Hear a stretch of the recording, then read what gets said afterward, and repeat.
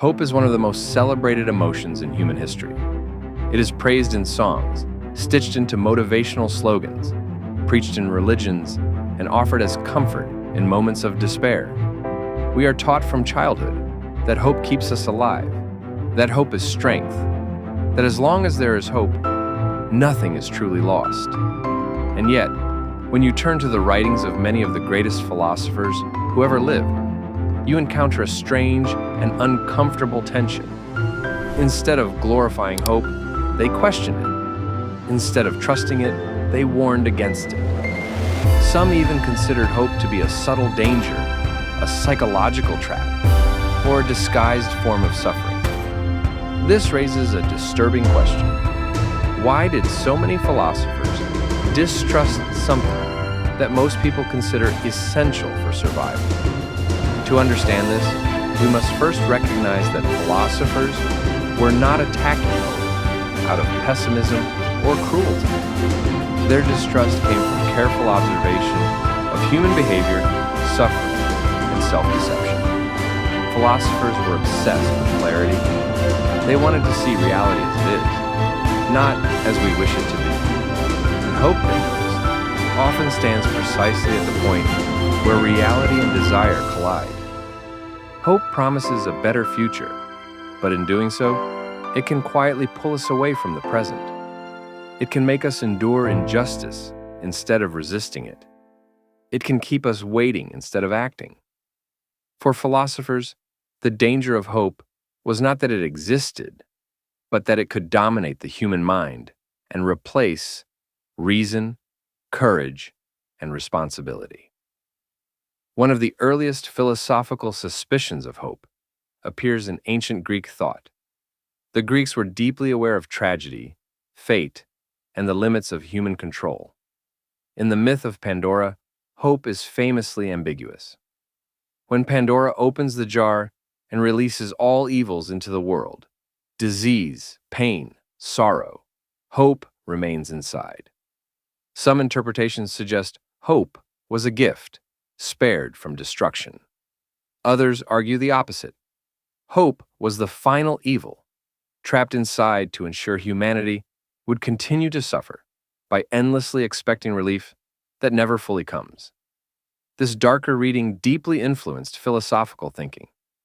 If hope keeps humans clinging to illusions, then it becomes not a comfort, but a prolongation of pain. The Stoic philosophers took this suspicion seriously. Thinkers like Seneca, Epictetus, and Marcus Aurelius did not deny that hope feels pleasant, but they questioned its cost. For the Stoics, emotional suffering comes from attachment to outcomes beyond our control. Hope, they argued, is simply the positive mirror image of fear. When you hope for something, you fear its loss. When you fear something, you hope it will not happen. Both emotions bind your peace of mind to an uncertain future. Seneca famously wrote that hope and fear walk hand in hand as two sides of the same coin. To free oneself from fear, one must also loosen the grip of hope.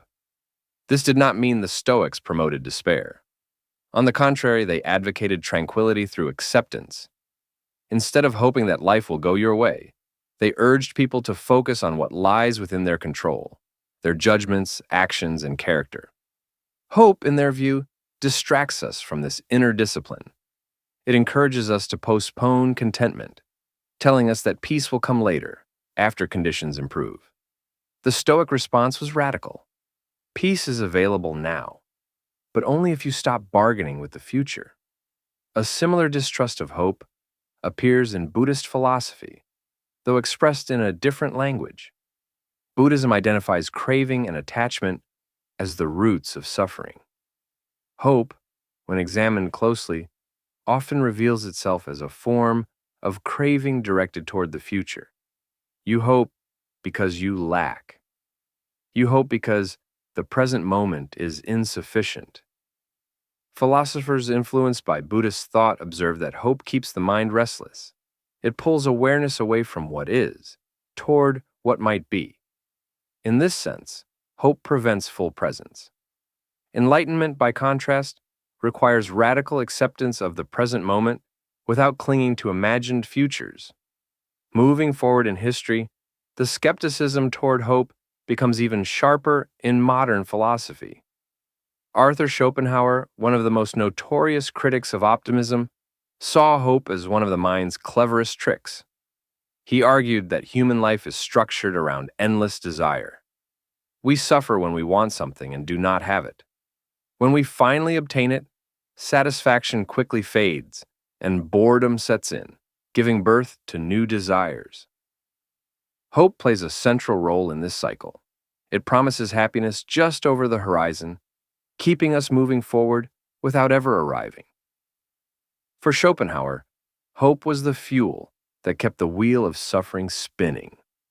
What disturbed philosophers like Schopenhauer was not just that hope often fails, but that it manipulates us into consenting to our own dissatisfaction.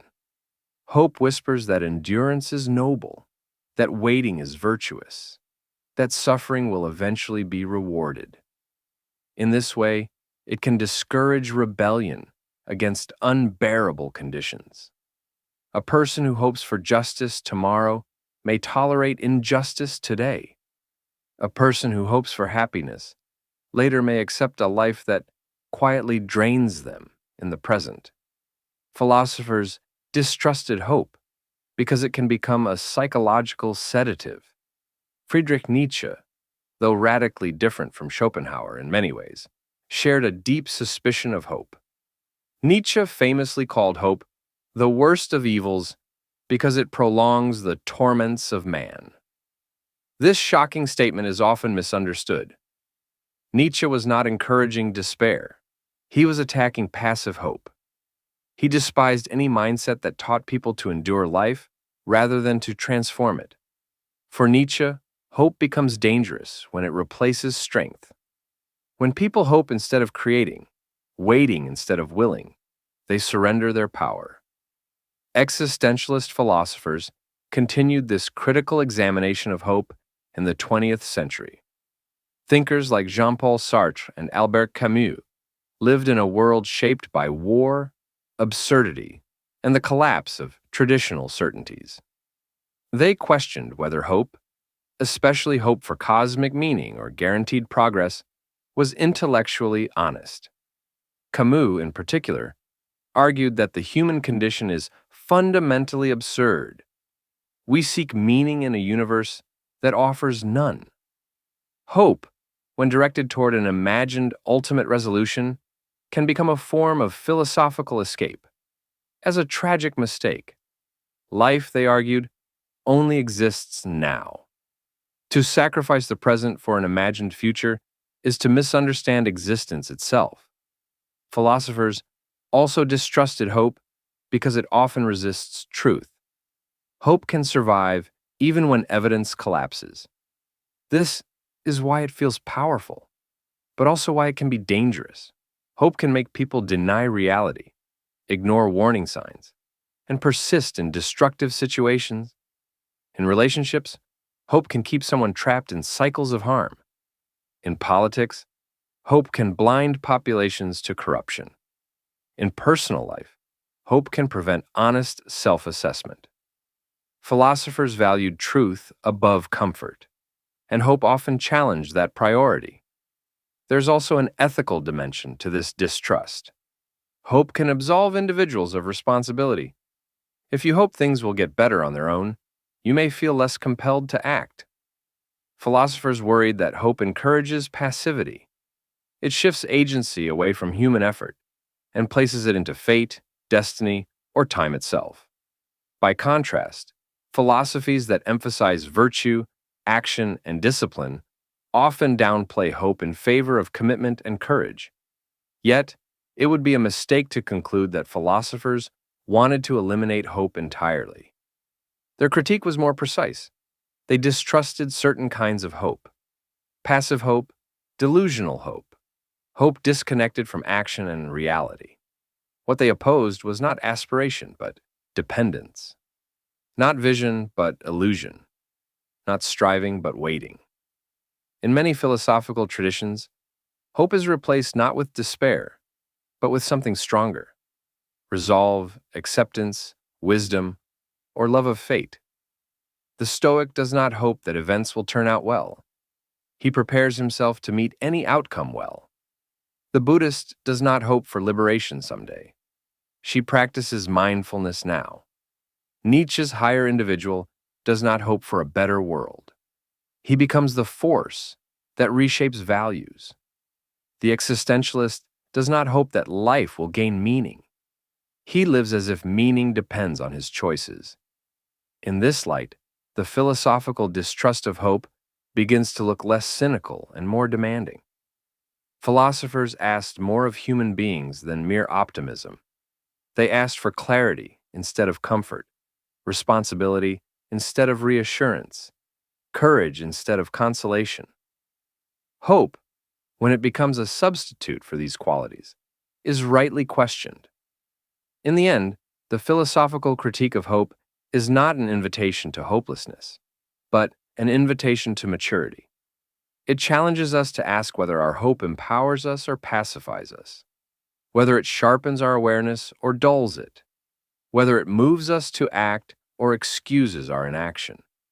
Philosophers distrusted hope because they believed human beings were capable of more than waiting.